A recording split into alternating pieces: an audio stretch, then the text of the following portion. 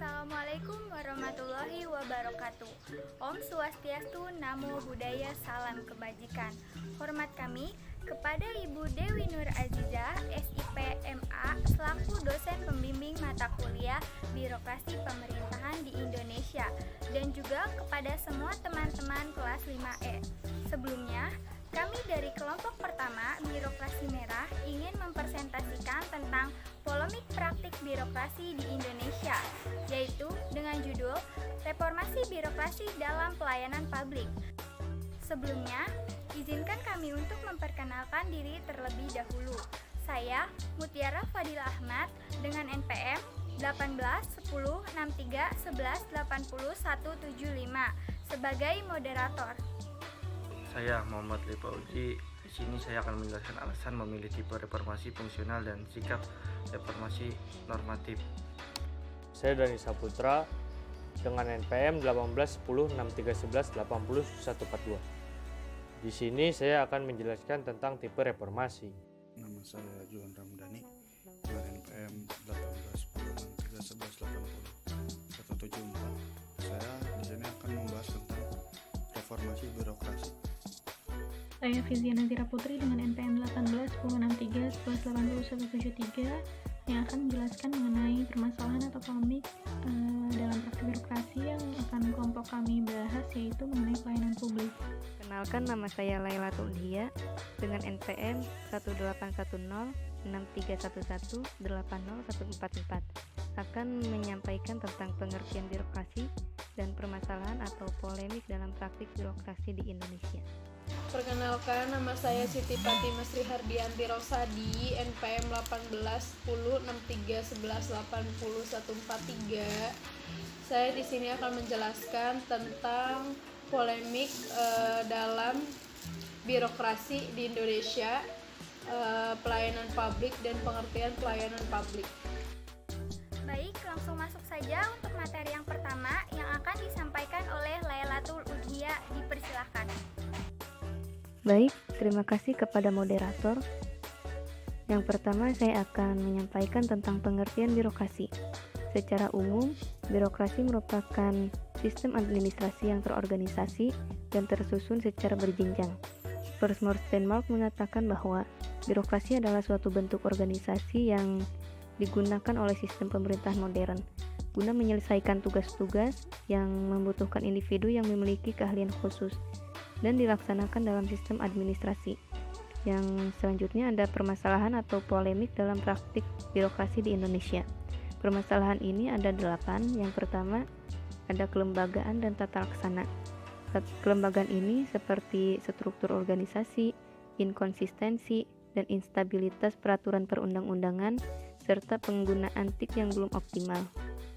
Yang kedua ada sumber daya manusia, seperti kualitas dan sistem penggajian.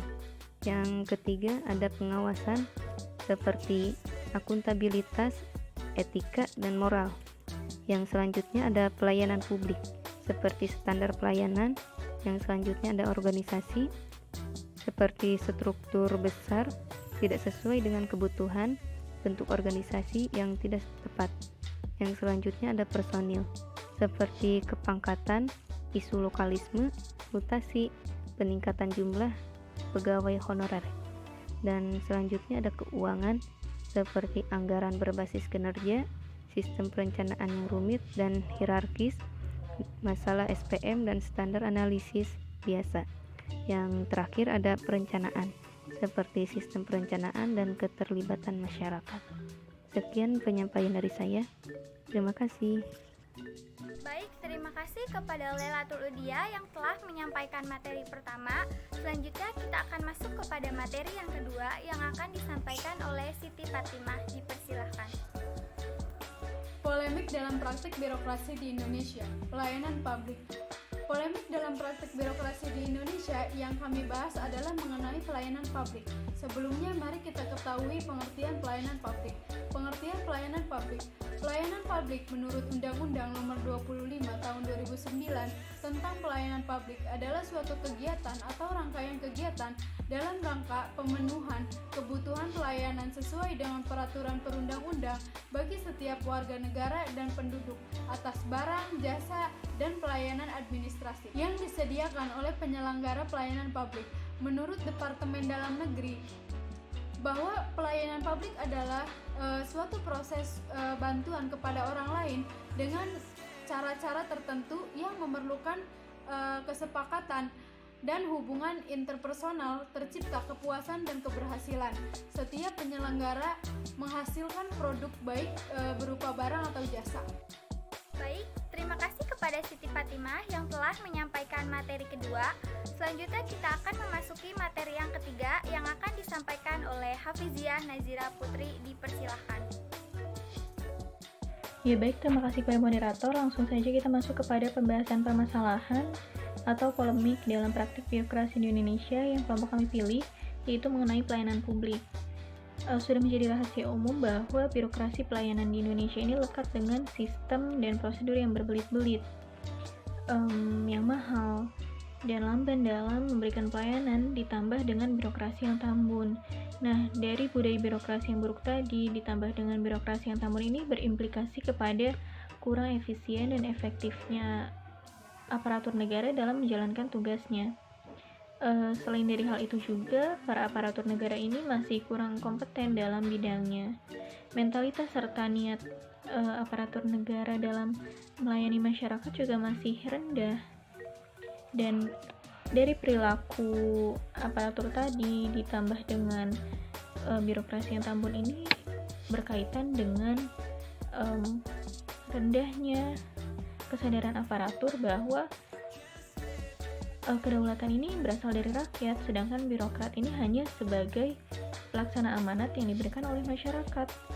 Faktanya ada di lapangan bahwa aparatur lebih dilayani, bukan mereka yang melayani. Seharusnya kan aparatur itu melayani, bukan dilayani.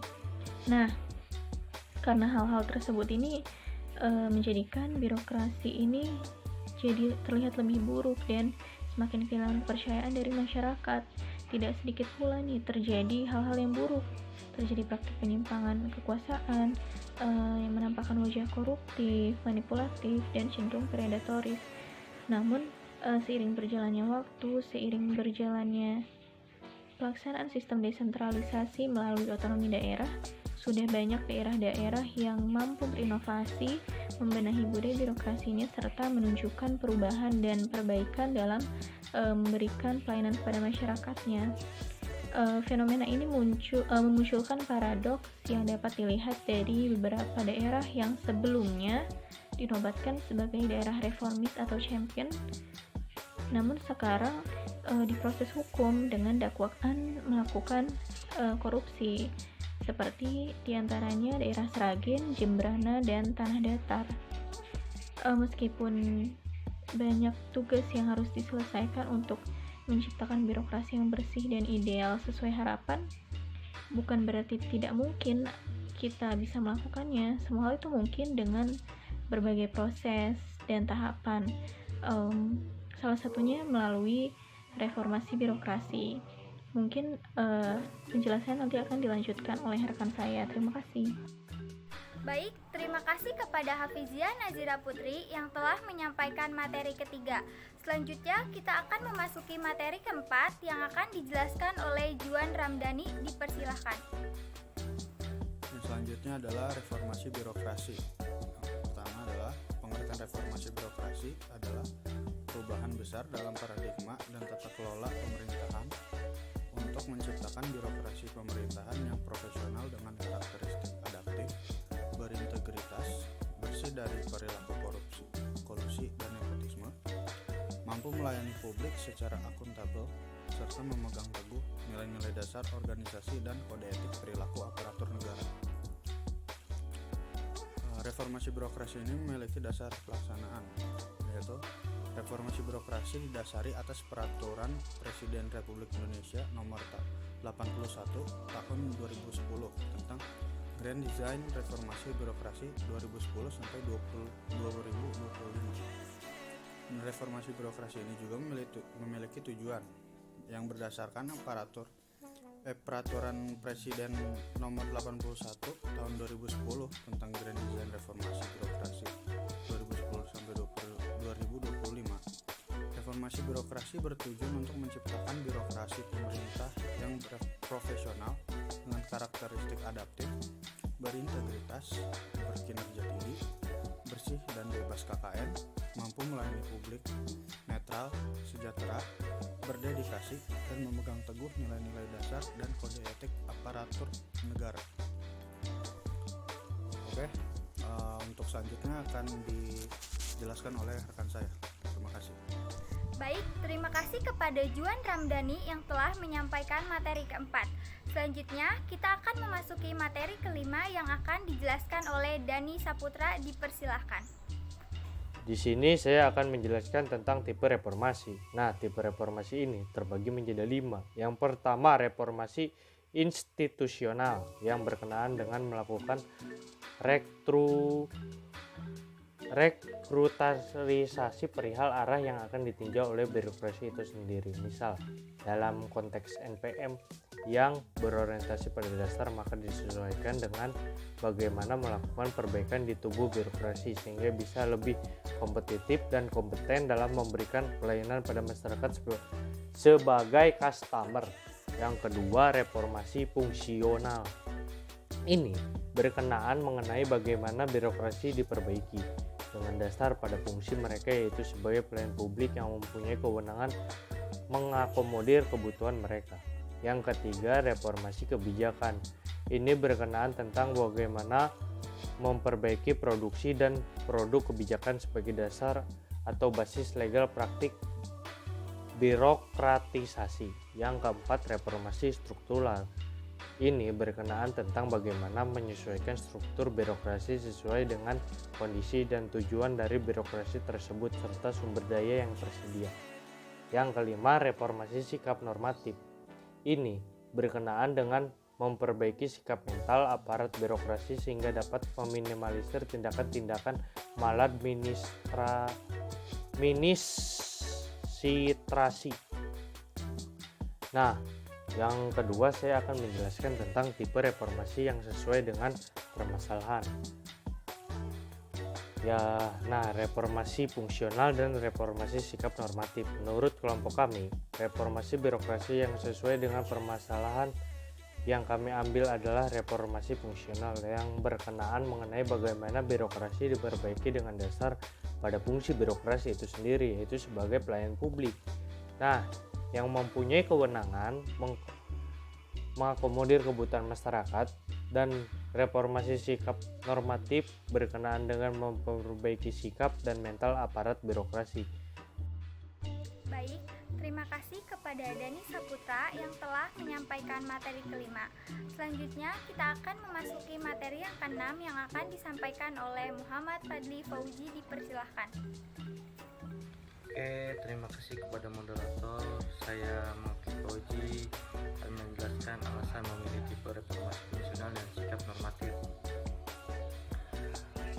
Alasan kelompok kami memilih dua tipe tersebut adalah karena dua tipe tersebut sebagai berkenan dan sesuai untuk memperbaiki kekurangan-kekurangan yang kerap terjadi.